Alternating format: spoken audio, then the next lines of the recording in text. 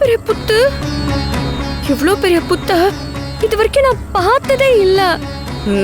இது வெறும் புத்து மட்டும் இல்ல, இதுதான் மாயாவோட மாய கோட்டையா இருக்கும். அப்படியா? அப்படின்னா சின்னையாவ இதுக்குள்ளதான் கொண்டு போய் வச்சிருப்பாளா? அப்படிதான் நினைக்கிறேன்.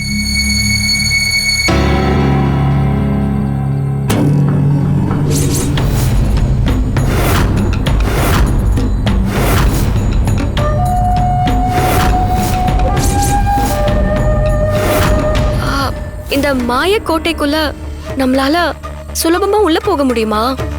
முடியாதுன்னு தானே அந்த சின்ன பொண்ணு சொன்னா. மாய கோட்டையை சுத்தி 3 பாதுகாப்பு வளையங்கள் இருக்கும். அதை தாண்டி தான் போகணும்.